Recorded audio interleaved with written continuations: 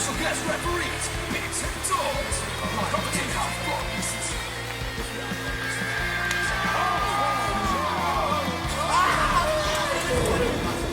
Gets hurt from a flip-flop fight. You take a full wallop in the face, man. Welcome. Good morning, good afternoon, good evening, wherever you are. We got a special episode for you this week with a special guest, and we are doing episode 85 of the Real Wrestling Show. El Blogio! And we are the Real Wrestling Show for the Real Wrestling Show, AEW. W. Ladies and gentlemen, boys and girls, children of all ages, well above the ages of 50, the Real Wrestling Show Dash Blog and YouTube proudly brings to you its greatest tag team of the world. We got the Bold Bastard Bigsy. And El Fenomeno Dorothy, and we are the Real Wrestling Show Dash Blog we are the Real Wrestling fans doing a show for Real Wrestling fans, which we believe to be the best wrestling product in the world today. AEW. AEW. AEW. And this week is the pay-per-view special. Revolution. Or as you would say it in Mexican. El Revolutiono. Nice. Yeah, so like usual, obviously slightly different. He's got some third-degree burns, so he's have to put a special mask on. We're going to run through Dark, run through Revolution, and maybe a couple of bits of news right at the end, but we'll see how it goes. So, yeah, we're going to run through Dark very, very quickly. The one that showed on Saturday. Wasn't a bad little show, this one. Yeah, decent. Not too long either, which I always like. If it's in 2 hours, we always say. Yep. What do we always say? We always say, under 2 hours. Please, Tony. Fuck Tony. Please, Tony. We say fuck Vince. Fuck Vince, yeah. So starting it off, we had QT and Dustin versus Peter Avalon and Bononi. Not very many notes. Terrible bulldog finish by Dustin. Bonani man of the match for me. Bononi. Dustin man of the match, but notes exactly the same. Scrap the bulldog Dustin. It was never a finisher. It was once upon a time. Yeah, in the 80s. Yeah, but then kids, it's like what kids do to each other as like play fighting, you know. So exactly. It's not. We all know it doesn't hurt. So yeah, next match, number 2. JD Drake versus Chucky T with Orange Cassidy. Nice one, yes, Raj. Spring off the rope clobber by JD, which he did. He's done a couple of times now, but he always looks sick. Soul Food by Chucky T was beast. A dodgy ass off a waffle. Oh man, wasn't it? Shit myself, JD Drake then. Yeah. Fair play, he almost fucking broke him. Yeah. But Chucky T wins, and I went with Chucky T man of the match. Ford come out just at the end. I went with JD Drake man of the match. After the match, Kip then comes out, attacks Orange. Miro then comes out, chokes out Chucky. Miro's music is too soon. So yeah. He's still cutting a promo and they just start playing his music. Yeah, Chucky T wins. JD Drake man of the match. Next up, match number 3, we had Penta versus the debutant of Israel, which I thought he was going to be a bit better than what he actually was. Cobra Clutch drop was miscommunicated by Azrael. Brutal frog reversed by Azrael. That was quite nice. Kick out of the Penta driver, which I believe he's the first person to have done it. I'm not sure. I could be wrong about that. Reverse package pile driver was a bit odd. And arm snap finish, which again was a bit odd for Penta to be finishing a match on that. Yeah. So anyway, Penta wins. Penta man of the match for me. Yeah, agreed. Next up, Big Swole comes out and cuts a promo, basically saying I was the number 1 contender, and then they dropped this stupid tournament on me. And I wasn't even involved. I don't even think she said that. I'm saying that. She wasn't even involved in the tournament as well. Yeah. And basically says, I'm owed the debt and I'm going to collect after Revolution. So the winner, me next. Yeah, it was a good promo, I feel. But I thought, oh. The truth behind it is she does suffer with Crohn's disease. So she's out, obviously suffering with that. It's an immune system thing. So anyway, match number 4. John Skyler versus Lance Archer with Jake Roberts. Full Nelson Slam by Lance Archer. I love it. Out by Lance Archer. Archer wins. Archer man of the match. Nice overhead throw by Lance Archer was nice as well. Lance Archer man of the match, yeah. After the match. Jake gets a promo. It was good promo. Started off good.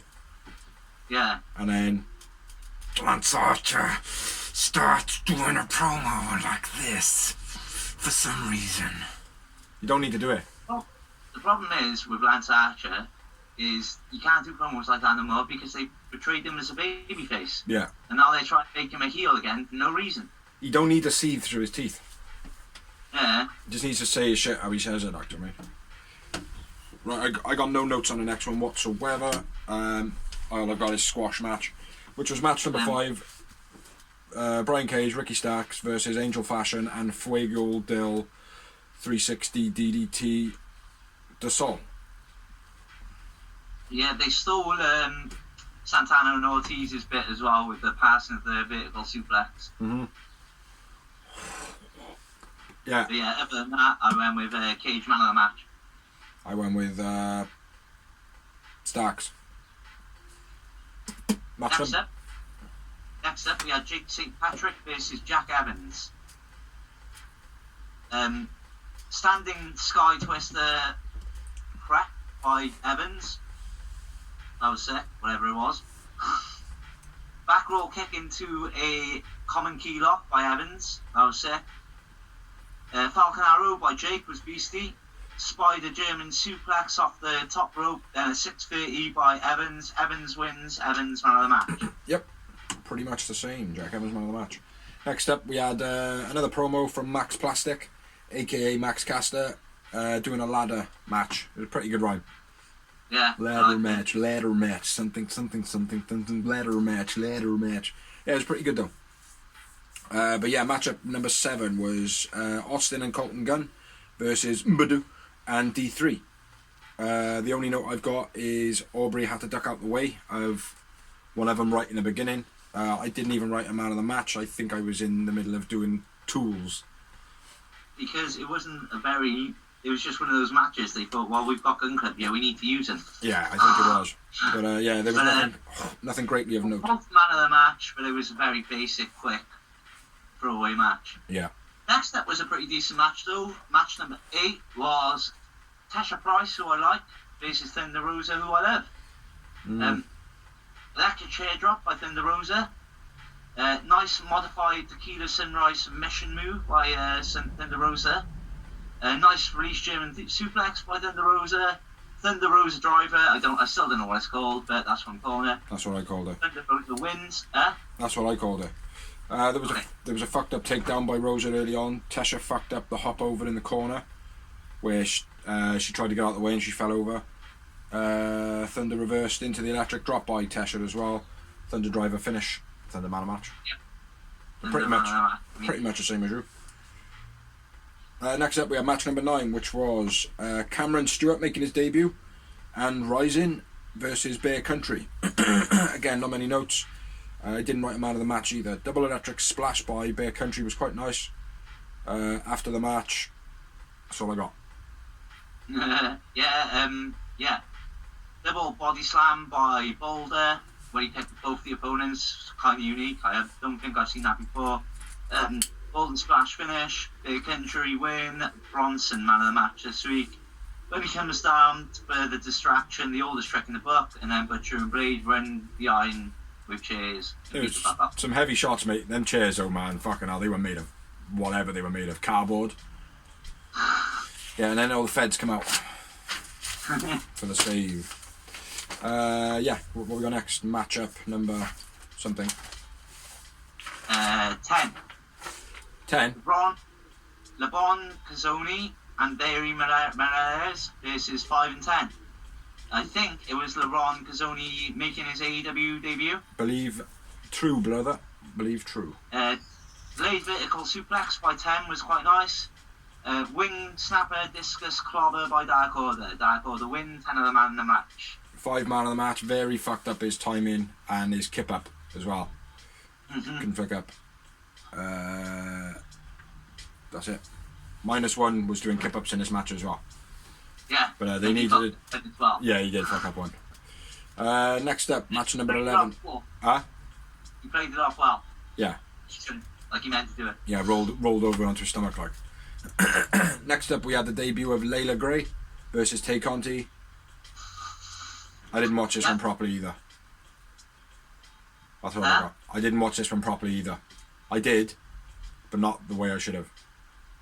It was a brilliant match, but my first note is -1 is one lucky bastard. Yeah. Yeah, I did say that to Helen. Because she went, oh, -1's coming out again. I was like, yeah, it's because it's Tay Conti.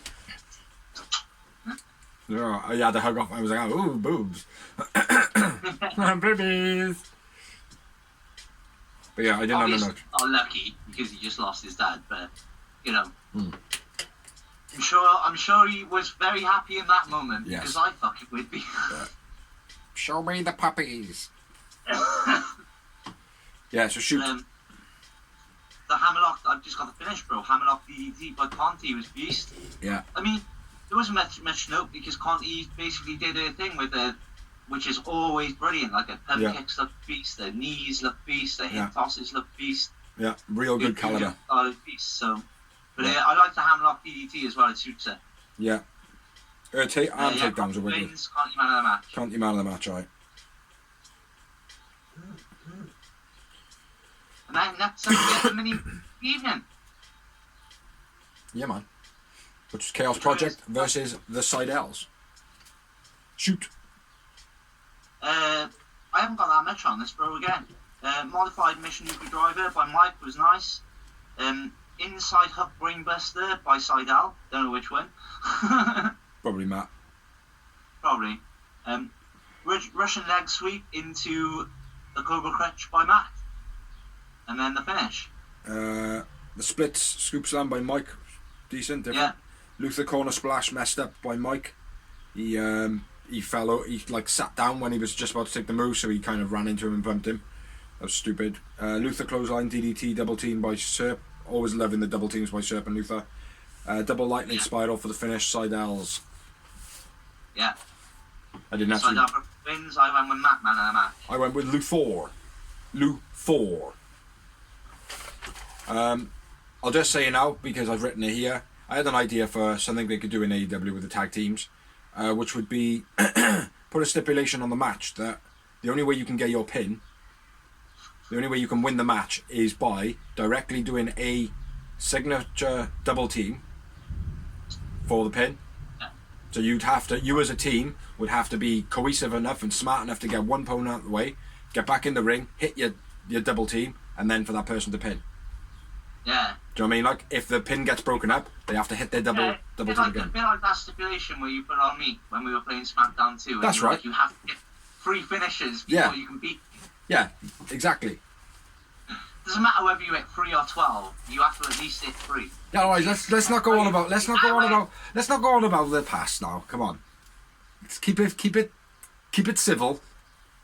Oh, it does. You'll have to buy SmackDown 2 now just for that merchandise memoirs, bro. You got something on your nose there, bro. Yeah, I know. Fuck Vince. You got a fuck Vince on your nose. But anyway, let's get into the main part of the show, which is Revolution 2021, the buy-in. Oh, I didn't write all the notes on the promos, bro, so I don't know if you did, because I thought, you know what, it's basically just the highlights of Dynamite, which we've discussed weeks already, so... The buy-in, basically, they released it on Fight. I watched it when it was on Fight, and basically it's just a rundown of all the things... No, I watched it. With the I watched it all. I am just talking for this, like. Alright. With a couple of, extra interview bits and pieces that are added into the promo for the sake of promos, so. Yeah, it was pretty good, man, like they always are. Yeah, they are. They had a new ramp screen as well.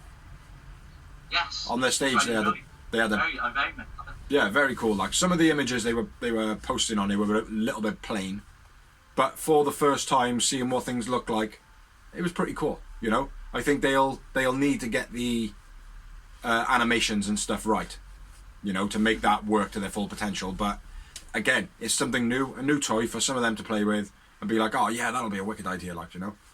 Yeah. So Darby Allin get his hands on that and make a masterpiece, bro. Oh, absolutely, mate. Have him when he's walking out, maybe that his footsteps are blood spurts out from his feet as he moves, like he's stepping on a white ground, but every time he steps, it's just pure blood for every step, like in water. They did that they did that a couple of years back at WrestleMania, didn't they? With Seth Rollins. Cody. Well, every time he took a footstep, like there was flame underneath his feet. Yeah. Like. Yeah, I like that, like. Yeah. That'd be very cool. But anyway, let's get into it then, Bray.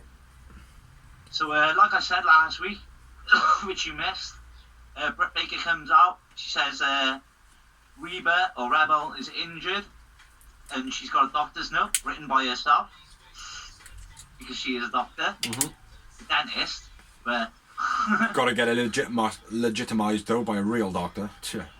Fucking cheek of it. The cheek of it. And basically, so she cuts a promo introducing her partner, which was Maki Ito. Maki Ito. Yeah, which I will then go on to say that her dance is dreadful, her headset slipped out, and out of tune, and out of time. So yeah. You talking about me now, or? Yeah, that's what your alias is with our mask on in there, Maki Ito. No, but yeah, it was the dance is dreadful. The headset slipping out obviously didn't help, but then she was out of time and out of tune. So yeah, if she's going to be wrestling more permanent, get rid of that gimmick. Well, that's her gimmick, though. That's what she's built on. All right then, die it down a little bit, slow it down, like minimise it a bit. Yeah. You know, but yeah, I'm into the match then. They were fighting Thunder Rosa and Riho. Not to be mixed with Riho, that's fighting Nyla Rose later on. Yeah. Rio minus the Mizunami. Yeah, there's a lot of Rios and a lot of Cage and Page now. Yeah. But anyway, let's start it off. Bulldog onto the knee by Ito was quite a bit sloppy, the timing of it. Yeah. Poor Consadora splash double team by Thunder Rosa and Rio. Not very great. Miscommunications on the elbows by Rio and Ito. They were like leaning in and the one was like, oh, shall I hit you now? And then like they were double hitting each other and stuff. It just didn't look great. Britt pulls Rio out and then Reba does something, but I didn't catch her. I think the camera didn't catch it. No, it didn't. I've just got Reba intervenes while we're distracted. Yeah. Yeah. And then, before that, you missed. I want to say crack on, man. There was a nice head to take over by Rio. Yeah, I'm at the crossbody by Rio now anyway, not caught properly by Ito. Rio hits a crossbody, and Ito don't catch her properly. Yeah, I know. I didn't write that down though. Yeah. Falling headbutt, very cool by Ito. Yeah. She does it so well. Like she did miss one first of all though as well, earlier on in the match. Missed top. Nice tornado DDT by Macchiato. Nice roll through reverse half Boston Crab by Macchiato, where she was in the where she reversed it. Yeah. That was beat. Then Britt hits an air raid crash, which again the camera like fucked that at big time, like because they put a replay on at the same time, and it was like one of the biggest moves of the match. Yeah. Awful DDT by Britt Baker on Thunder Rosa. Then it just looked so fucking sloppy. It looked like I was doing it on my daughter when she was 5 because I really want to wear it. Like. I feel like it was Thunder Rosa's fault though, not Britt's. It probably was because she has been involved. As much of a big fan I am of Thunder Rosa, she has been involved in some botchiness in the dark match earlier on as well. The timing's out. I don't know exactly where you are, but I got missed diving headbutt off the top by Ito, and then a real nice. That is the next Rebel intervention. So you crack on, bro. Nice roll up, like it was like a nice roll set up by Britt for the pin. It was kicked out. That was quite nice. Britt hits Reba. I don't know if it's before or after that. Then. Yeah. Rebel tries to intervene again, but gets knocked into Britt. Then the Rosa hits the DVD. Yeah. Then the ref is distracted while Rebel hits her proper clocks and the Rosa with a crutch, fair play. Yeah, and also at the same time with that, the camera also misses Rio doing a dive off the apron onto Britt Baker. Yeah, but they couldn't. They had to get the focus on the Thunder Rosa getting smashed with a crutch. That's the thing. It was separate, mate. It was slightly separate. It was just... Was it? Yeah, it was... yeah, they had... Rio jumped off, but they had it on inside of the ring. And then it come to the crutch. It was like maybe about 4 seconds later, so there was plenty of time, you know. Okay. But it was one of Rio's things that she does. Basically does the jump off the apron Luther's press. Yeah. Pretty much that, like, to me. But yeah, Reba hits Thunder with the crutch. Finish of the match, pretty much. Yeah. It was a good match, though. There was a lot of botchiness in it, though. There was a lot of botchiness in it. It had a good pace. It had good, good entertainment and that. But Mackie kept on having timing issues all the way through it. Yeah. Well, she's not a veteran, is she? Let's not forget that. No, of course. And also, obviously, coming from Japan, you've got a language barrier. Yeah. And I believe she's quite young, isn't she? Yeah, I think she's about 25. So there you go, Jeremy. I mean, I know she's good at English because obviously that's why a lot of people like her, because she's on there effing and blinded and shit. Mm-hmm. But it's still completely different knowing it and then doing it. Mm-hmm. It's like I say to you, like, well, we've rapped or whatever, we battle rap. Yeah. Like for me, doing it in front of 2 people and then doing it in front of 100 people that are strangers is completely different, like, do you know what I mean? Yeah. No, I understand that, mate. But even though we said that she did have quite a few botchy moments, I went with Thunder Rosa man of the match. Well, ironically, even though we just ragged out Macchiato a bit, I went with Macchiato man of the match. Mm-hmm. I thought Thunder Rosa was a strong second, but I thought Macchiato just made the most impact because she was new, I suppose. And just to be noted, the Macchiato was the surprise in the match because Reba was out injured. I know you mentioned it in the beginning, but nobody knew who the surprise was going to be. So, but now moving on to the main show of Revolution, JR. What do we think of JR's croaky voice? Oh yeah, I thought I don't know, it didn't really affect the show too much, but I thought they might have like taken him off and just put someone else on, or just not had anyone instead. Like, it could have been easier if he had they just said, just go off, clear your throat, have like a lemon juice and come back, like this. And we're back. Huh? Jack Daniels, Nick, all day long. Yeah, anything, but having a croaky voice is not particularly his fault, but they should have done something about it, like, do you know what I mean? They just let it continue right the way through until it just kind of naturally broke. Pandemic, especially during this pandemic, like, I mean, where like colds and flus, and sore throats are a sign of colds and flus. Yeah. It wasn't a good look, like, I mean, or a good sound. No. But yeah, so JR come out. Him, like, off, or told him to speak as minimum as possible. Yeah, he was never gonna have a night off with him, man. He only does live TV stuff, like, do you know what I mean? He don't do anything else. He even gets his you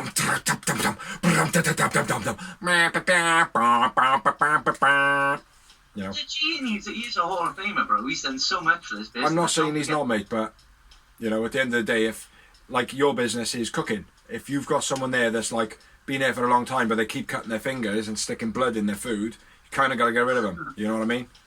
Oh well, the thing is though, like he's probably forgot more things than you can remember. Yeah, but he's still sticking blood in people's food though. So that's when you manipulate the situation. You stick them in the best part where they can't chop their fingers or whatever. You have them in the stock take or. But that's the problem. JR doesn't want to be in the stock take. JR wants to be sticking blood in people's fucking food. That's where he wants to be, bro. But anyway, let's get into it. First match was for the tag team titles of AEW and the world. MJF and Chris Jericho versus the Young Bucks. Opinion, what was your thought on the first, the first pick of the match? Because I thought it was going to be the big money match myself. I didn't have a problem with it being this match, to be honest. I don't have a problem with it. I'm just saying, what did you think it was going to be? Because we always do it every pay-per-view. Probably Miro and Chuck. Yeah. Something that's like, the one the rivalry that is less engaged in, I suppose. Remember, you always start off with fire though. Yeah, I know, mate, but with the pay-per-view, I think you've got to do it different. I think you've got to do it by... Because you do that for the buy-in. That's why you have the buy-in. Yeah, but the buy-in match was better than Miro and Chuck. Oh yeah, it was. Okay. Do you know what I mean? But anyway, let's get into it. Yeah, man. MJF, Jericho versus the Young Bucks for the tag team titles. Bucks up in the grill of Jericho and MJF straight away, and Jericho grabs a belt from the ref, from the Federale. Thought that was quite cocky. Yeah, cool. Brawl on the outside, Bucks into the guardrail, Bucks dive outside the ring, dual sharpshooters by Ric Flair. The Young Bucks. They did Ric Flair's move. Yeah, go figure that. What if times Briggsy tried to outsmart me? You know, I didn't try and outsmart you. I just literally got my moves mixed up. I was like, I don't like Jade Cargill when she does a figure four. Do you know what I mean? Bret Hart does that move, and you were like, yeah, it's Ric Flair boy. I was like, oh yeah. So now I'm doing it the opposite this time. I'm going, oh yeah, doing the sharpshooters just like Ric Flair. But anyway, yeah, dual. Misdirect spear by Matt was nice. Say again. The misdirect spear where Nick kind of distracted him, and then Matt came out of nowhere and just banged the spear. Yeah. I love the way he does that. Becoming a regular spot of theirs, that is. It is a regular spot, but only Matt does it. Only Nick and Matt do it. Like, do you know what I mean? Normally it's the shoulder badge, but he actually spears it. Like, their senton rope, their jump over the rope sentons were very, very fucking precise this week as well. Very in sync with each other. Like, Wardlow stomping Nick. Yeah. It was on the outside, yeah. Bucks doing the pose. What? Bucks pose? Oh, yeah, MJF and Jericho do the Bucks pose. Which is always a good thing as a bad guy. You know. Giving it all. Where we at? Wardlow pulls the rope down. MJF holds Nick's ankle while Jericho hits the springboard dropkick. You know, off the rope, Jericho's old school move. Nick is about to get out of the way easily, but MJF grabs him and just holds down his legs. Yeah. Fuck. I like that. It was cool. Yeah. And then Wardlow intervenes while the ref is distracted. Pulling the rope down. Yeah. The lead double middle finger suplex by MJF and Jericho. Yeah. That was pretty cool. That was cool. A lot of swearing in the show, wasn't it? Yeah. A lot of win or PG with fucking AEW brat. Yeah. Double DDT by Matt on both his opponents. Nice destroyer by Nick on MJF over the top rope. Stop me if you've got. No, I'm waiting. Motor City Machine Guns finish by the Bucks was nice. Yeah. S2 count. Couple of things you missed. I thought it was a nice scissor takedown to MJF, and then there was a float over into a headlock. Very well in control. Jericho pulls Nick off the apron to stop a double tag, double DDT by Matt, which you said. And then Nick does his Shawn Michaels bit, which I'm starting to get a bit pissed off with. Yeah, I've had enough of that now. Yeah, that is starting to do my head in now. It's like, come on, change it up, just slightly. Put him in a different routine, you know. But just slightly. It doesn't even have to be much. Just instead of the running boot, do like a running moonsault boot one time. Yeah, or rather than like do that hop backwards through the rope, just turn around and jump over the top rope for the change. You know what I mean? Or run it instead of booting him, run over, jump over him, and then back boot him. Anything. Like Phoenix does. Phoenix is the perfect example. He does the same moves all the time. He puts a little twist on it. Yeah. Just to make it feel different. Yeah, absolutely. It's more freestyled, you know. But Motor City Machine Guns tribute move then. So I'm back where you. Young Bucks mistime the Meltzer driver. Oh, big time. Big time. Awful. It looked awful. It looked fucking dreadful. Like, why would Nick even... Like, he was already on the floor, out cold. Why would he even have jumped over the ropes to do a front flip? Exactly, mate. It just looked fucking disgusting. It was shocking. It was terrible, yeah. Absolutely dreadful. There was no need in it. Get it right. I think that is one of the points, right, where people are so disappointed in the pay-per-view because that's the first match. And it was all the Young Bucks' fault. I'm sorry. Yeah. I hate to be a bastard. There wasn't a massive amount of fuck-ups in this match, though. There was that one in particular. That was dreadful. Yeah. I think that was a case of Nick was like, I've got it, my spot, but my spot's been jeopardised by this person not letting go at the right time, sort of thing. So he's then released it and still had in his head, right, time in is time in, do it. You know, because otherwise it might have been that special in the match. Hold on 2 seconds. It might have been that special of a spot in the match that it was supposed to pan like that, but because his timing went out then, he just felt like he needed to do it anyway for the match to continue. Because what ended up happening is Jericho then gets him in the walls of Jericho. Well, it might have been one of those points where it's at that point, yeah, like you said, there's a critical point in the match. It has to happen because otherwise the rest of the match doesn't make sense. Yeah. Type thing. Yeah. That's what I'm thinking. But yeah, I think as well, people forget that the Young Bucks, as well as Kenny and Cody, have got a lot more on their mind than just wrestling. Yeah. They got to remember they're running the show. Yeah, absolutely. But but it was real piss poor. I'm so sorry about that, but it was awful. Yeah, but Jericho gets both the Bucks in, one after the other, into the walls of Jericho, aka the Boston Crab. Nick first. The Boston Crab. Nick first, then Matt. Yeah. And then Jericho then counters Nick. Go on. Jericho counters the second Meltzer driver. Yeah. With a code breaker. That was sick. That was cool as fuck. Yeah.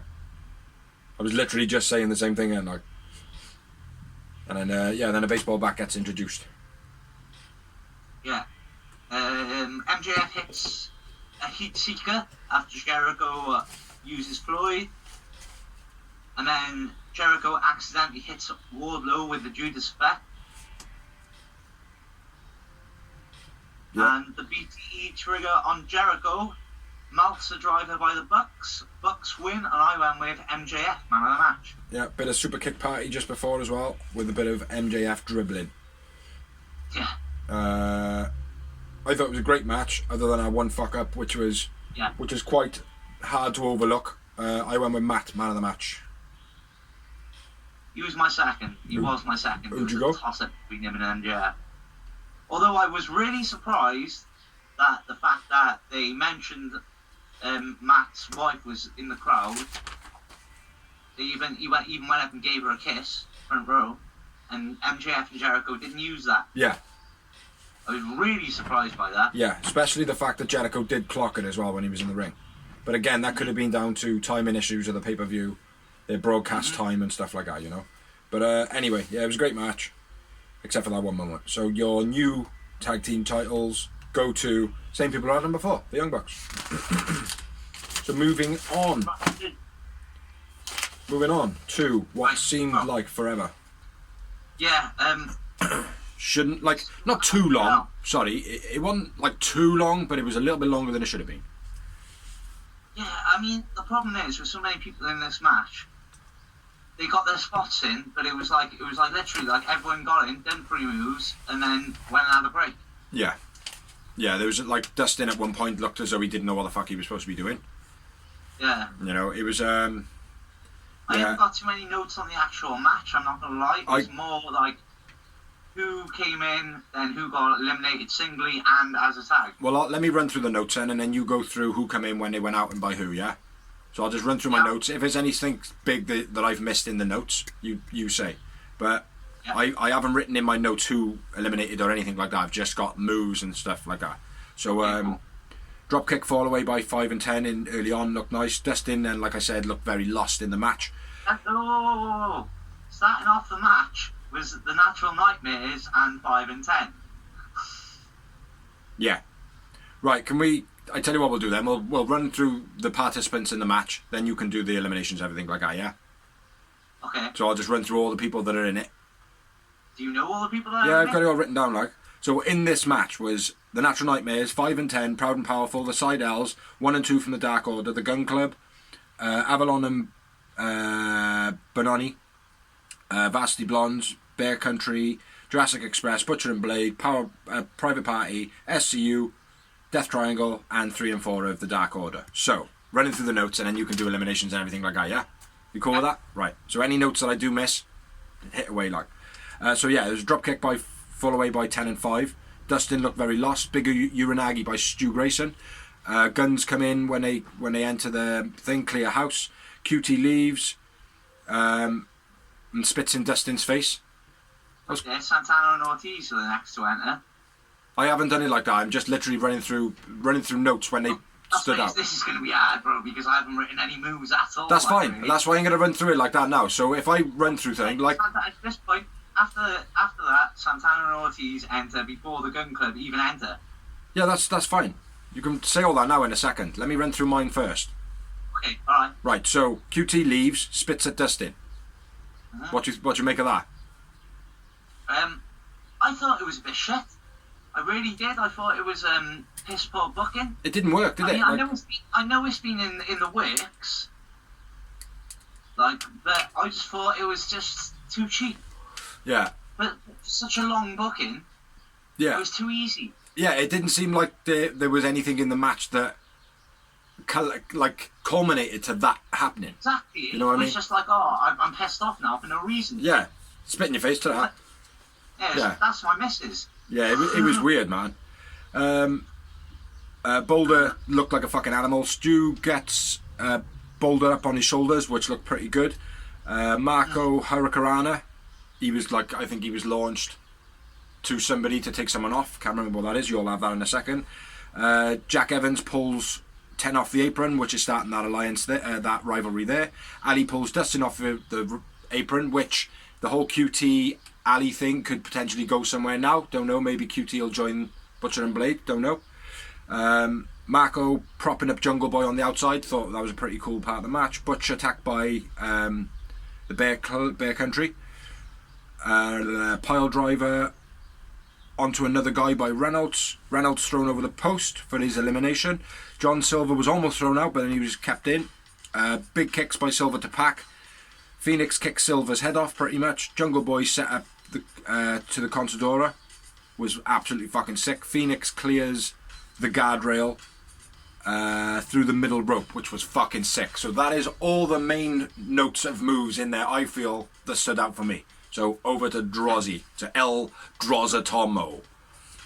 Big C mentioned the drop kick by 5 and 10, but the lawn blower beat to set it up was nice. Then Santana and Ortiz entered, go straight after Dustin. Angels is then eliminated. Then the Sydal brothers enter. Uno and Grayson enter and clear house. Gun Club enter. Avalon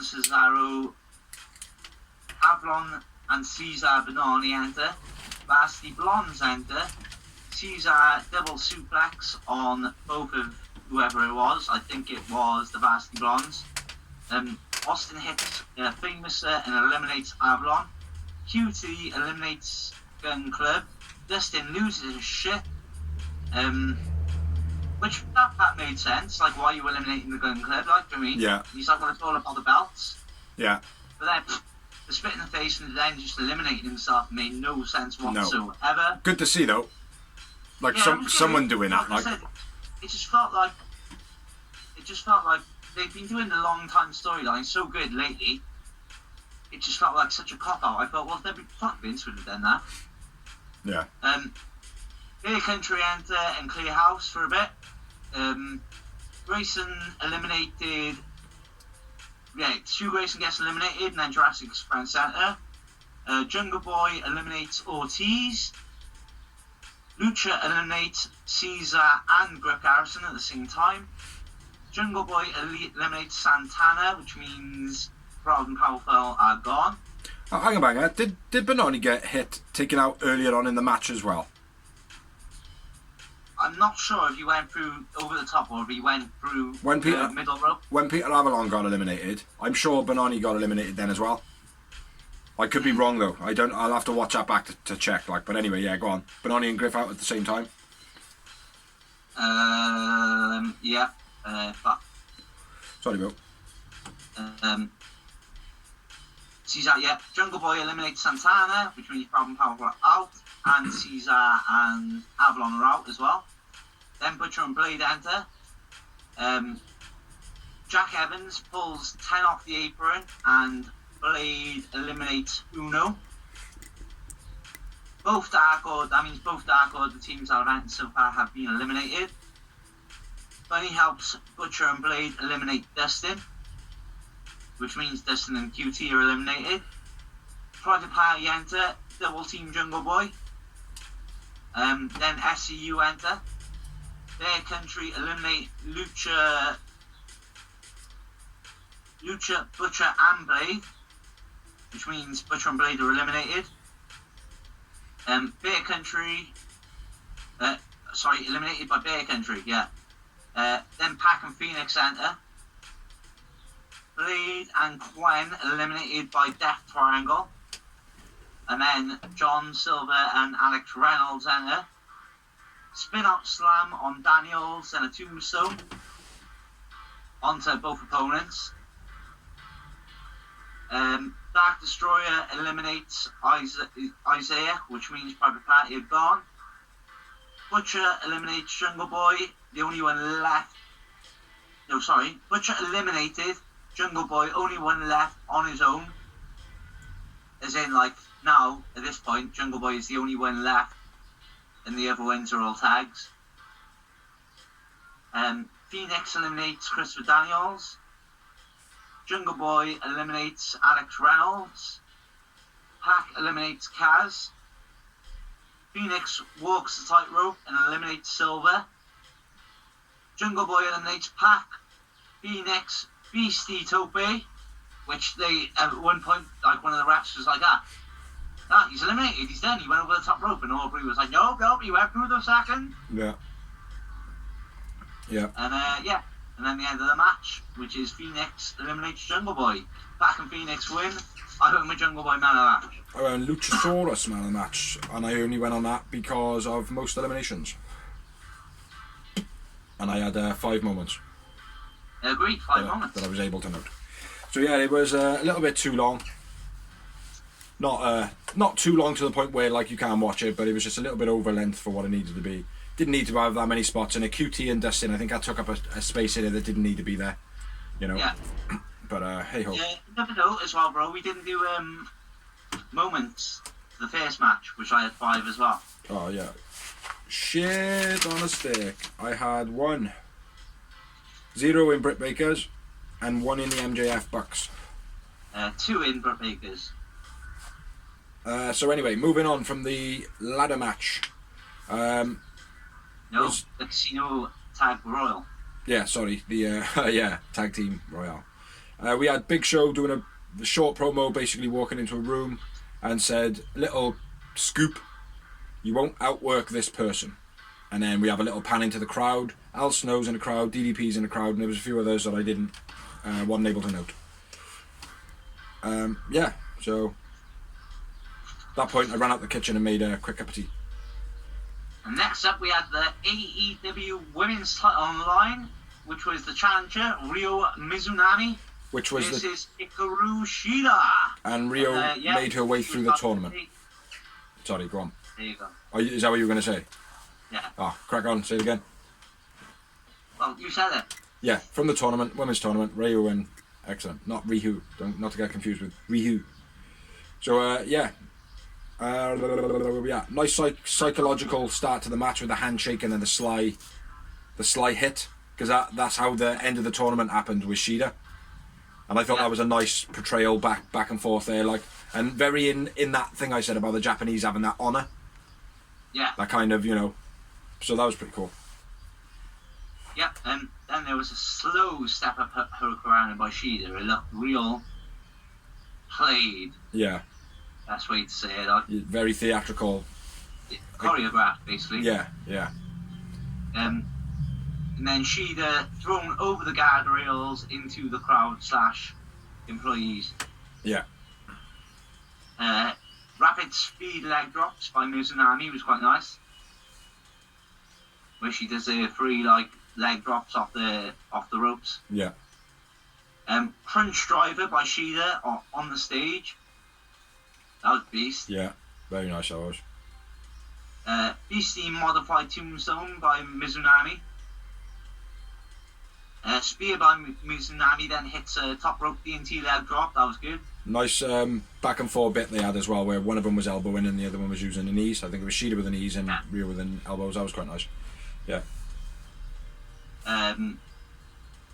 Knee to the back of the head, then a Falcon Arrow by Shida. Only gets the 2 count. Yeah. Big slam, then a Tamashi by Shida. Again, gets the 2 count. Then I got the finish. So have you got any more before that? Brutal German by Shida. You might have said that already. Your notes have gone thing. Shida eye poke, which was very out of character. Dodgy DDT flatliner type move. Didn't get what it was. Too many Tomashis. Yeah. Far too many. Corkscrew kick thingy for the finish. Yeah. Which is what have you called it? A corkscrew knee strike. Yeah, pretty much same. I went Shida wins. I went with Shida man of the match. Yeah, I agree. Ryder and Vicky attack Shida, then go for Mizunami. Shida makes the save. And then Brett Macchiato and Rebel attack Shida and Rio. And it kind of looks like they made a bit of an alliance. Yeah, I noticed that. Oh, excuse me. Then Thunder Rosa comes down and makes the save. Yeah. Other note I'll make in this, JR was very quiet during this match. He really he doesn't have to speak about women or Japanese. Yeah, he really didn't have much to say at all in this one, which was notable. But anyway. Next up, a promo for Double or Nothing on my birthday, 30th of May. Boom! Happy birthday, Alicia. Happy birthday, Bixie. Oh yes. So yeah, that's gonna be pretty good. We'll have to sort something out for that. Tony, you better have a big match planned for Sting because my daughter loves Sting. I love this one, mate. Love this one they were in. Awesome match. So Double or Nothing, May 30th. Big smiley face. In Jacksonville. And then we are in a promo backstage, and we have Alex Marvez with the best friends, and then in comes Miro, attacks, and Kippen attacks, chucks Chucky through the glass door, cuts all his arm open, and his eye. Which is quite worrying when you think about it, like, do you know what I mean?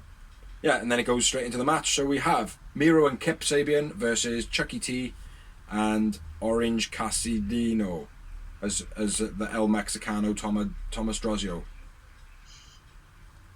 would say. El Chucky T. This is El Orange Cassidy. Getting into it. Chucky's bleeding arm, obviously, and his eye. Miro just beats down on Chucky T to start the match. Heavy pounding. He drags Chucky T to the ring a la Lance Archer. Yeah. To start the match. Yeah.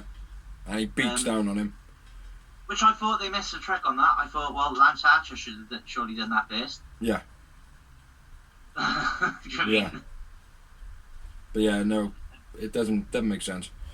Orange comes down at this point, or at a point, after a bit of a beatdown, and he pretends to be hurt up on the stage. Yeah. And then Kip's up. Orange punch to Kip. Yeah. Yeah. Miro. To Miro. Oh, I didn't write who it was. Yeah. And then, my next note then is Miro pushing Orange into Penelope Ford. Nice diving DDT by Orange off the top. Nice suplex driver by Kip. And then the beach break stomp combo by Orange and Chucky T. Pile driver by Chucky T was beast. Sundog Millionaire, then the Orange punch. And then I got where Miro shoves Orange into the Ford, who goes into the guardrail, which is quite nasty. There, she takes a big bump on that. Yeah.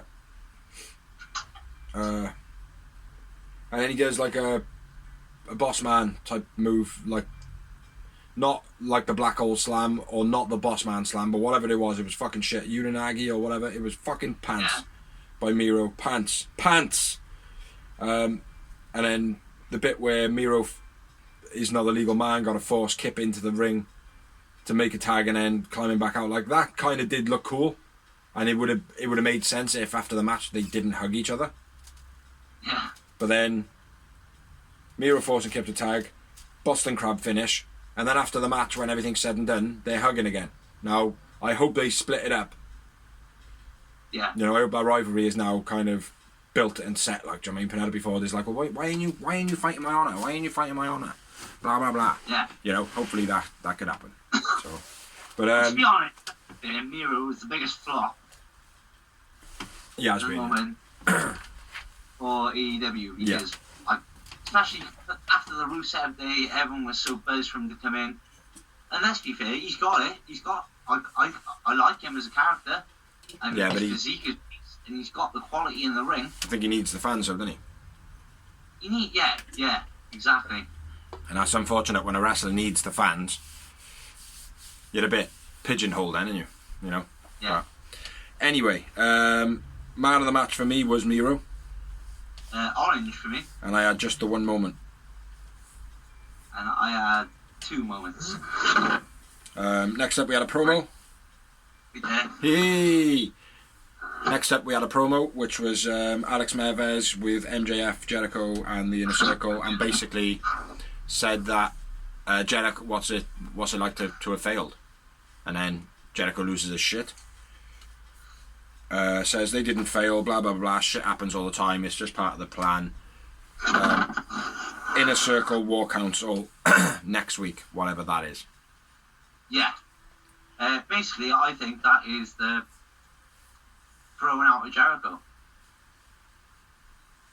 Yeah, it did seem like that with MJF, like kind of looking at him like, yeah, we know what's best for business, sort of thing. Like, yeah, it feels like this is where MJF is going to try and throw Jericho out of the Inner Circle. Yeah. Not sure how I feel about it. I mean, it makes MJF a majorly strong heel. But at the same time, if you look at AEW from the beginning, the only strong heel they've consistently booked from day one is Jericho. Yeah. Well, the thing is, it's like the Inner Circle could run with MJF running it. That could absolutely happen. Because at the end of the day, they are a faction that have got some good names in it. They don't need to have Jericho and somebody in there being a tag. They've got MJF who can run as a singles. They got Wardlow as an animal. They got Hager as somebody who, again, should leak off on his own. Santana and Ortiz, they can either run off on their own or they be the tag team of that group. And then what they could do with Jericho, mate, is have him like float around and all the people that he's wronged just go around going, look, I was a bit of a dick, you know. My ego got the better of me. Way it's got to work, for me, best way to do it, especially with a long time storytelling, would be to somehow work it that MJF is leading the Inner Circle, he's the ultimate bad guy, he becomes a champion, and like somehow like Jericho gets screwed out of the title. Yeah. And then Jericho goes, well, I'll tell you what, I won't fight for the title, but if I win the next match, I get to pick the next person who fights you. Yeah. And they go, okay. And he goes, well, since, like, he wins, and then he goes, right then, the person you have to fight is the one person who never thought you were going to be able to fight, because I made him never ever be able to fight for the AEW World title, Cody Rhodes. Yeah. And then that'll culminate as well, the MJF and Cody Rhodes. Yeah. Agree to a T, and the Jericho, and finish off the whole Cody never fight for the world title match. Yeah. That would be perfect for me. That would be a good way of doing it. That would be a good way of doing it. Tony, sign me up. That's what I love about AEW though, mate. They can go anyway, you know, and it still keeps us on our toes, like, oh, what are they going to do? You know, that's what's great about it. But anyway, after that we had the next match, which was the big money match between Matt Hardy and Hangman Adam Page. Or Adam the Hangman Page, whatever you want. And above his name, Hangman, he said, I've decided on the snapper, I think it was P560Z, which I think is a lawnmower. I haven't researched it, but yeah. So getting into it, do you want to start this one off, bro? Because I started the last. Hangman diving sledgehammer off the guardrail was nice onto Hardy. Hangman punches the post, and Hardy works the arm and hand by it in, dragging it around the post, slamming it on the steps, etc. Jamming it behind him as well. Yeah. Nice counter out of the side effect by Hangman.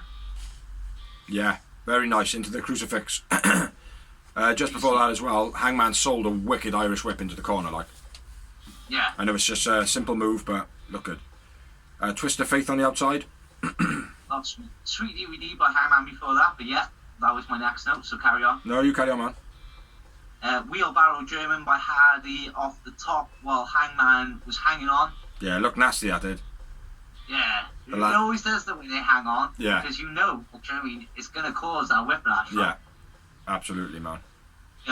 Moonsault from the ring to the outside by Hangman. I know he does it regularly, but he did it real good this week on this pay-per-view. BT bomb by Hardy. Then border toss. Border toss bomb. Yeah. Oh, that's a BT bomb, isn't it? Yeah, my bad. Oh yeah, at this point as well, Hangman's bleeding from his mouth. Yes. I didn't know that, but yeah.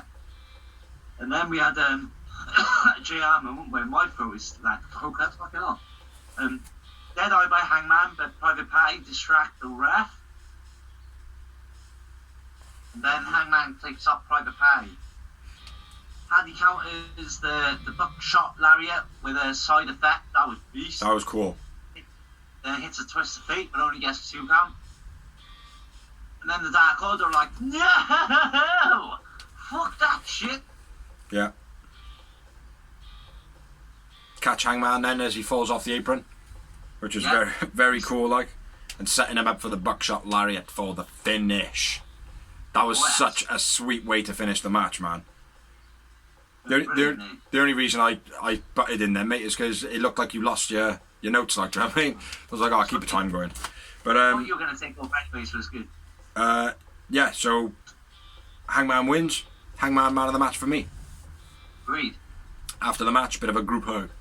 Group hug for the Dark Order. Big group hug, and I had 3 Yowie Wowie. I had 4 Yowie Wowie M&Ms. So yeah, next up we had the ladder match with the surprise entrant into it. So we had Max Plastic, Lance Archer, Scorpio Sky, Pentagon, L0 Mierdo Z FGX PR, Cody Rhodes, and the mystery opponent, which is All Ego Ethan Page. Now I'm not disappointed with Ethan Page being in AEW. I'm a bit disappointed that he's in this match. Yes and no. I mean, I was glad that they didn't debut the big sign in this match, which everyone was expecting. I'm glad that Ethan Page wasn't the big signing they were talking about as well. Yeah. It's like I've got no... I thought if they said like, oh, that was the big signing, I was going to be like, oh, bro. Yeah. But for me, it was a little bit underwhelming, you know. But they didn't hype it any. They didn't hype it bigger than what any person did.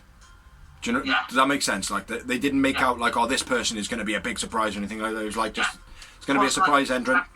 And come out at that point, it was just like it could be anyone. Well, it's like real big. Like on the last episode when I was like, oh yeah, well, there's 2 people guaranteed to be coming in new, and you were like, well, no. It's like the one person in the ladder match could be anybody from AEW still, and it's like, oh yeah, you know what I mean? Like, and it wasn't hyped like it wasn't, which you rightly pointed out. So, you know, at the end of the day, but he had some good moments in the match, though. I give him that. Like, it was a good debut, a decent Ethan Page debut. Yeah. So, getting into it. Because obviously a lot of people, he had beef with Impact and all that. That was our only problem with him maybe coming in. Yeah. Was thinking that. It could have been a setup. Yeah.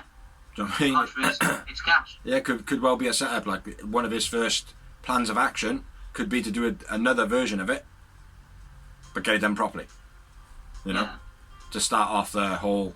Yeah, well, at the end of the day, this is how you treat your wrestlers, but this is how we treat our wrestlers over here in the Forbidden Door country, you know? That type of thing, so... But anyway, my first note on this match is Scorpio Sky slammed his head on a guardrail and it looked pretty nasty, the bump. It wasn't, he carried on the match, but it did look pretty nasty. Well, Archie dropped someone in the crowd during his entrance. Yeah. Yeah, it's getting a bit boring, that is. Well, he stopped doing it because he's been a good guy, so he stopped doing it the last few weeks. That's what I mean. It makes no sense for all of a sudden he's just become a prick again. It's poor booking. Archer wipes everyone out with a ladder. Sling Blade with the ladder by Pentagon. Yeah, that was quite nice. That was cool. German on Penta while Penta was holding the ladder. Another good, nice little moment. It's a bit. The ladder could land precariously, but at the end of the day, a wrestler knows anyway. If they fall, they put their hands up and take the brunt. Do you know what I mean? Yeah, exactly. Cedric Evans, once again, tries to get involved. Ken takes him out. Yeah. Penta uses the ladder as a launch pad to do a swanton to the outside, or a senton, whatever you want to call it. Ethan Page hits a cutter on the ladder to Archer, which was beastly, fair play. Say it again. Ethan Page hits a cutter on the ladder to Archer. Where are you tuning on? Yeah, go on. Then we got Splash Mountain onto the ladder to Archer by Page using Sky. Yeah. Destroyer on the ladder by Penta to Cody. And then Cody gets taken backstage for medical. Right, 2 secs then. Page Cutler overhead. Page, I fucking lost what I am now. Terrible move by Ethan Page, not sure what it was, but it looked fucking sloppy as fuck. Border toss onto the ladder with Lance inside, in the inside, when they were slamming him with the thing. That was a pretty cool spot as well. Backstabber off the ladder to Penta. Nothing spectacular, but it was decent. Destroyer on the ladder by Penta to Cody. I don't know if you said that. Yeah. You did say about that, yeah. Yeah, and then I'm at where you are then. Cody gets hurt, taken off. And then Lance... It's the weakest neckbreaker I've ever seen by Scorpio Sky on Penta off the ladder. Yeah, that was shit as fuck, man. Lance had his head bopped off the top of the ladder a few times. Which, again, was like, I'll step down now. You know, it was a bit thingy. Twisting cutter off a ladder by midway on the ladder, the cutter that you said, neck breaker, whatever it was. It was halfway down the ladder as well. It wasn't even from the top. Yeah, exactly. You know, it's like my head instantly went, oh, well, maybe they're just, you know, getting a feel for each other, see how they, you know, how far they can take it in the future. Like, when they went backstage, Christian was probably standing there waiting to slap him. Like. Yeah, hopefully. Sloppy powerbomb off the ladder by Max Plastic. Where he, that was real. It looked good though. I liked it. It did look good. Yeah, I know what you mean. The impact of it looked good. The end product looked good, but the lead up to it was awful. Yeah, it was very slow and yeah. But it always does. Anybody getting powerbomb off a ladder is always going to look big. Where we at? Frog splash onto Max on the ladder by Sky. That was pretty good. Sky kneed off corner through ladder, which was rigged. The ladder had sellotape holding the centre of it for it to break properly. Not even black, not even black tape. It was red. So you could clearly see it, like, do you know what I mean? Then at this point Cody comes back out. Hitting a superplex off the ladder. Off the ladder by Archer, then the acclaimed by Caster. Fair play, 3 beastly choke slams by Lance Archer. Yeah. Real nice. Absolutely, man. That was beast. Blackout onto the ladder by Lance then. Yeah. Low blow to Lance Archer. A huge razor's edge by Page. Yeah. I for some reason I've been writing it down as the border toss. I know it's the same. The toss if he throws it. Yeah. If you slam it, it's the edge. Right. Okay.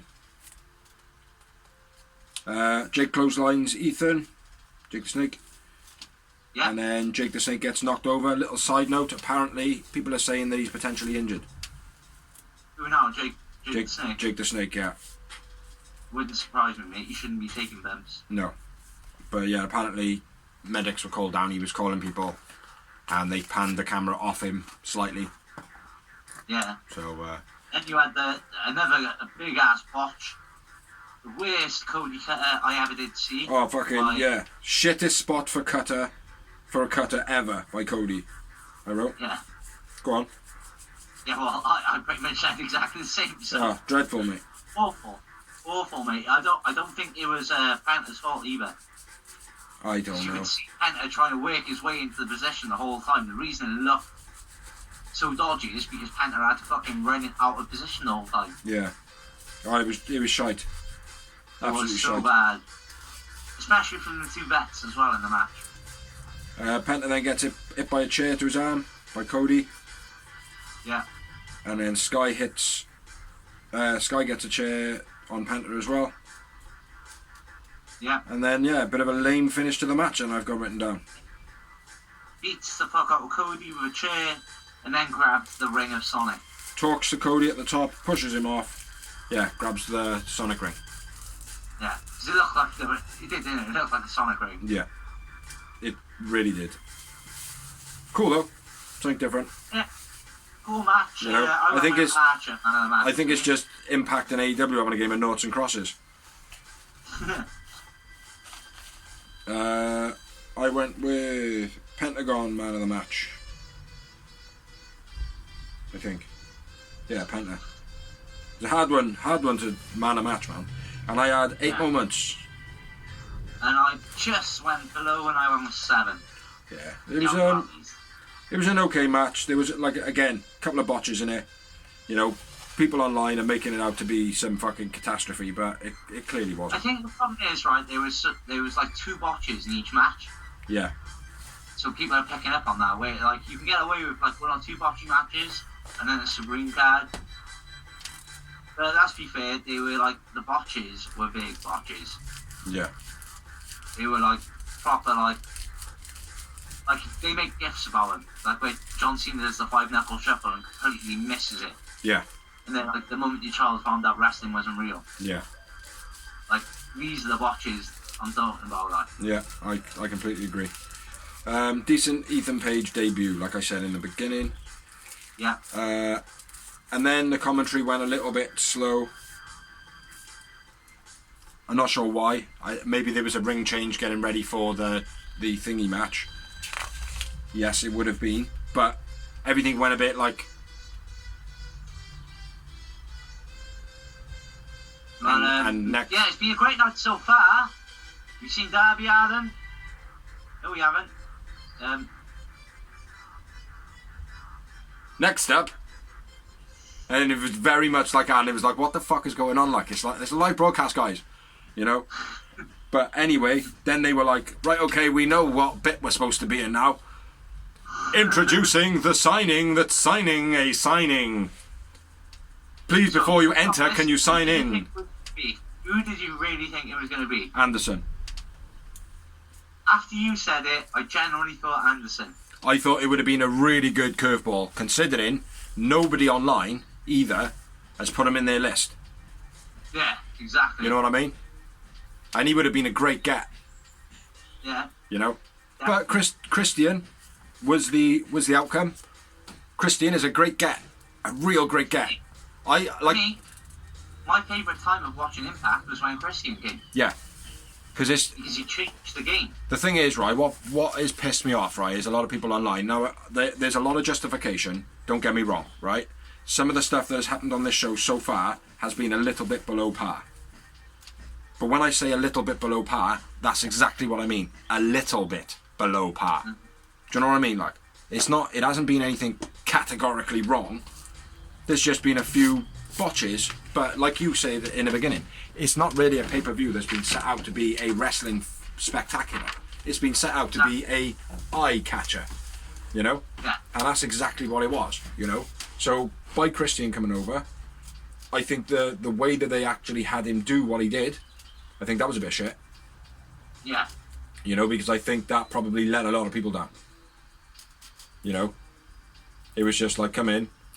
He didn't even say a word. Yeah, he just come in, grabbed his contract, looked around, give it his whole pouch shit, like, do you know what I mean? And yeah, signed it and walked off. Now, again, we could blame it on timings, but there was places in the show that have happened already that didn't, like... I was also surprised, right, since Big Show had the big scoop, surely Big Show should come out and announce it. But again, could be timings, they might not have had enough time, but like I said, they could have got rid of the commentary just before, for the 25 minutes of commentary of just going... They could have got rid of that. For me, I thought the Big Show was going to come out and go, right then, I told you I'd have the big scoop. Yeah. Because now he hasn't. He's made this big promo saying he's got a big scoop, and he hasn't. Yeah. Like, if it was Tony Schiavone, Tony Schiavone introduced, like, it's Sting! Yeah, and being on the commentary as well, that should have been something that he had done. Yeah. But yeah, Christian Cage, sick signing. Definitely a brilliant signing. You know, hopefully he's got a good enough length of time left in him to perform. Definitely, mate. You know, I think so. I think so, mate. I think people on. I think. Fuck Vince. Right? Fuck Vince. I think. Is, Go on. go on. I was going to say, I think people online are starting to forget what talent is. Mm-hmm. You know what I mean? That's all I was going to say. Well, fuck Vince for a start. He's held too many back too long. Look at Edge. Look at Danny O'Brien. Look at Sting. Yeah. So we got Sting, Christian now in All Elite. Now a lot of people are ragging it out, going, "Oh, I thought this was the new wrestling scene for the new people on the block. We still need veterans, idiots." Yeah, of course you do. Fucking moron. Don't be stupid. Of course you still need veterans. Yeah, but without veterans, young talent have no one to learn from. There's no backstage influence. There's so many things which you're forgetting about. We don't want Sting coming in and winning 10 AEW World titles. Yeah, which is not going to happen. It's not going to happen. This isn't Goldberg coming in and winning 5 world titles. Christian, on the other hand, can come in and win a couple of world titles. Yeah. Don't get me wrong, because the guy can go. Yeah. Do you know what I mean? Absolutely. Like I said, my favourite days in TNA was when Christian came in. Christian is a world champion. Probably when TNA started going downhill was when Christian left. Yeah. Totally agree, mate. Totally agree. So but, that is it on that, really. But Christian, yeah, great signing from my opinion. Great signing from Dawes' opinion. So all what you people say online, you're all just wrong.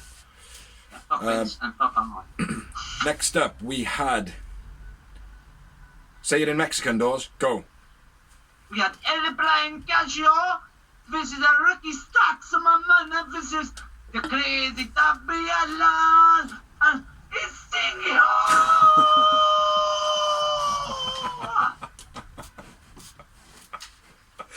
So yeah, that's the introduction from our Italian friend. It was a street fight, which I got to be fair, this was awesome. Yeah, and 90% produced by Darby Allin, I'm reading on the news. Yep.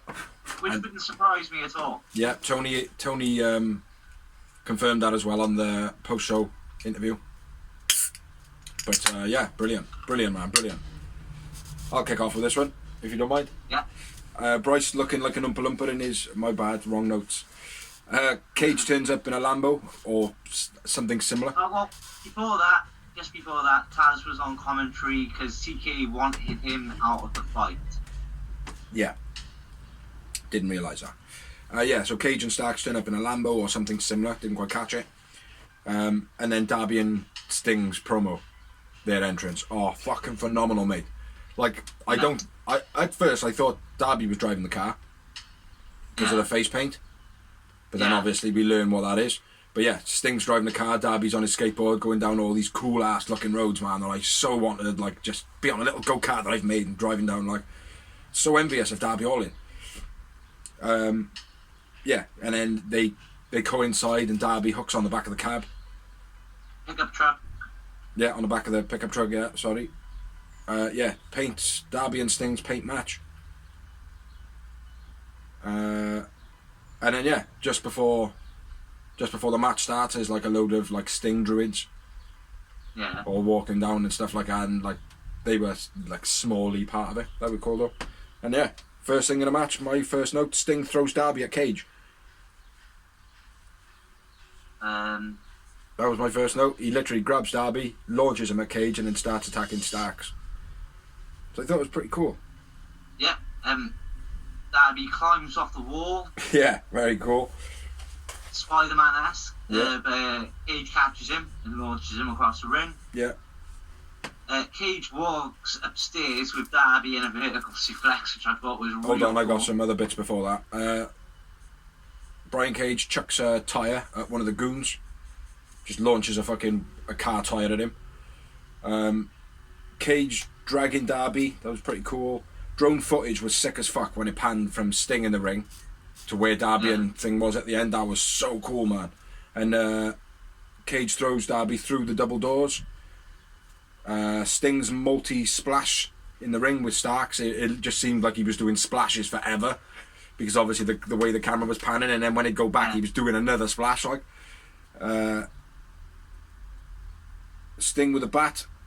Sting throws the bat upwards, and yeah, then I'm with where you are, man. They go up the stairs, suplexes him up the stairs. Yeah. Yeah, it was fucking beast. Starks launches metal thrown into Sting. Yeah. Darby bottles Cage, then Sting and Darby slam him through a table. 2 secs. Darby drop kick on a concrete, which fair play to him. He lands square on his back. This is just before. Starks crushing Sting with a battle against a post. Cage hits Starks. Yeah, there was like a miscommunication. Free, don't know what the fuck that says. Bottle over the head of Cage. Back with you, bro. And Cage gets off the girder to Starks through a table. Yeah. Oh, I thought it was Cage through the table. No, Starks. Okay. Hook and Hobbs make the save. Oh, right, sorry. Yeah, I'm where you are now. Sorry. Yeah. And then Hobbs and Cage swing Darby through a window. Yeah, that was cool. Against the wall. That was beastie. That's something we would do as kids if we didn't like someone. Yeah. Yeah. Trying it ourselves first. Darby throws Sting his bat from earlier on, which I liked as well. They brought that back, like he threw that bat in a particular place, and then Darby's back there. Yeah. Throws it back down to him. And he breaks it over Cage's back. Yeah. Darby huge leap from the window through tables onto Cage, which was floating over a open platform, like an open entryway sort of thing, like. Yeah. Elbow drop. Nice that was. And then Stinger splash, but Starks moves and removes the turnbuckle at the same time. Oh, I didn't notice that.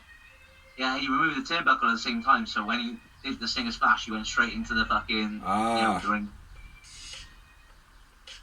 Okay. And then the spear by Starks gets the 2 count. Yeah. And I got a finish, bro.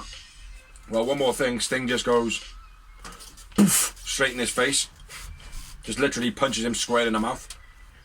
And then, bit of an edit on the sunset flip by Sting. He got up and it was beastie, but they edited it. There was a cut halfway through. Like if you looked at when Sting was up first, he actually lost his balance and he was coming back down. But then the next thing you know, it edited and he was doing the move. So Scorpion Death Drop finish then. Yeah. So I had a lot of moments in this match, man. Sting man of the match. Sting and Darby win. Yeah. And I had 13 moments. I didn't have that many. I went with 7, bro. Yeah, well, there was a lot of stuff you missed by the look of it, mate. Yeah, probably. From the notes, from my notes, genuinely, it seemed like there was a lot that you went from like it starting off to Cage walking up the stairs. Like there was so much more. Like, but anyway, it was a brilliant match. I think it was probably the best cinematic match I've seen. It's definitely up there. There. Real good. But that just might be me being a Sting fan as well. If you mean seeing my boy back in action. Oh, I thought it was absolutely amazing. Good setting, good use of the cameras. You know, the only thing I would say that didn't really work for me in the match, but it didn't make any difference to me either, was Stinger doing the Stinger splash for a couple of minutes whilst Darby was fighting Cage. Yeah. Oh, that's right. They did do a bit. Oh, what bit? Dynamite on Wednesday, because that was the next promo. Oh, was it? Yeah, well, they did the May 30th Sunday Double or Nothing promo again. And then we have, for Wednesday's Dynamite, we have Matt Jackson versus Ray Phoenix. Britt Baker, Rebel and Macchiato versus Shida, Mizunami and Thunder Rosa. The Inner Circle War Council. And then the TNT title will be on the line, Scorpio Sky versus Darby Allin. Also, and then we got the rules for the main event of the evening. We're on to the main event of La La La La For those of you who can't translate, that was the main event of the evening. Yeah. So this was an exploding death barbed wire match. I know it's mad to say, isn't it? The rules are 3 sides of the ring are wrapped in barbed wire. Any contact with barbed wire triggers an explosive. 3 zones on the floor outside the ring, called triple hull, which are all wired with explosives. Win by pin or submission, anything goes, and no time limit. At 30 minutes, all sparklers will detonate. That's it. And it is for the AEW World Heavyweight title between Kenny Omega and John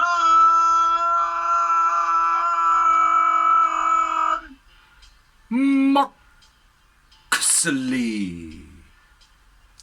Yeah. with Don Callis on commentary. Yes. Yes, and like I said in the first note of the last match, Bryce looking like an Oompa Loompa. Bryce Ranberg in his flame retardant suit.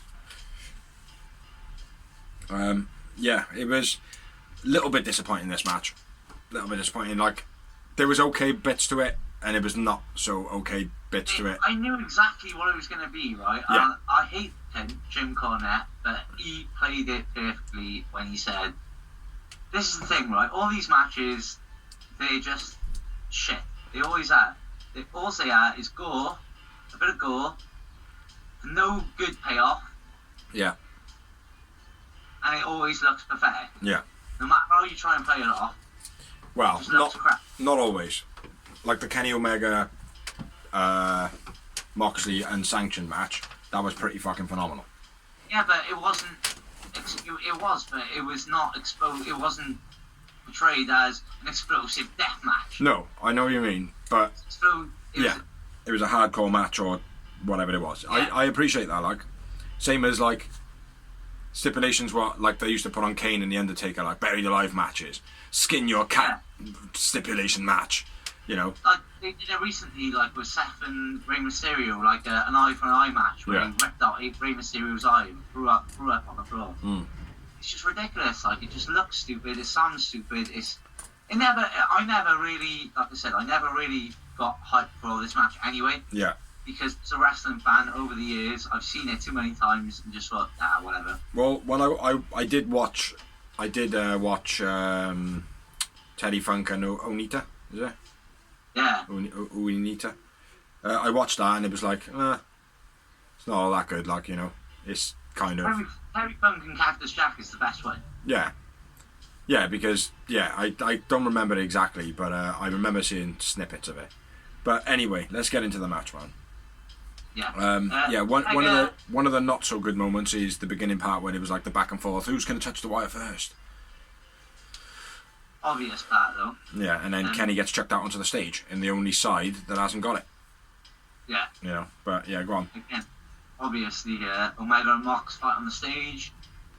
Then, at this point, Kenny throws powder in Mox's eyes, then Irish whips him into the wire explosion. Yeah. Mox first ankle breaker on the bin by Omega. That was cool. Yeah. Kintaro crusher on the bin by Omega, busts Mox above the eye. Yeah. Mox swimming. Mox. The bad bad board. chair to get out of saws. That's what it is. Mox uses a bad wire chair to saw his way out the figure 4 leg lock. Yeah. I thought that was pretty cool. Mox then is sent into the barbed wire table. Yeah. You see, Omega takes 2 explosion shots off the barbed wire rope at this point. Yeah. One on the back, one on the front. Yeah. Cool. Then a ropey shoulder catch suplex through the barbed wire table by Mox. Yeah. Struggled on that one. Yeah. They mistimed that big time, like he almost killed him. Yeah. Almost a Sabu Benoit moment there. Release Sherman, then a sidewalk slam onto the barbed wire chair. I assume that's by Mox. I haven't written it down. No, not me. I think it is. He hits him with the sidewalk as well, then, isn't it? Yeah. Yeah, I think it was Mox. And then Mox wraps his arm in the barbed wire, and the last match they did. Like a lunatic. Starts delivering clotheslines and punches and all sorts. Then Kenny muscles Mox into the ropes, and they both take the explosion. Yeah. I thought that was a nice little fucking touch in the match, fair play. Yeah. And then Kenny is asking for water to wash his eyes out. Why? I don't know. If anyone should be asking for water, it should be Mox when he had powder thrown in his eyes. Yeah.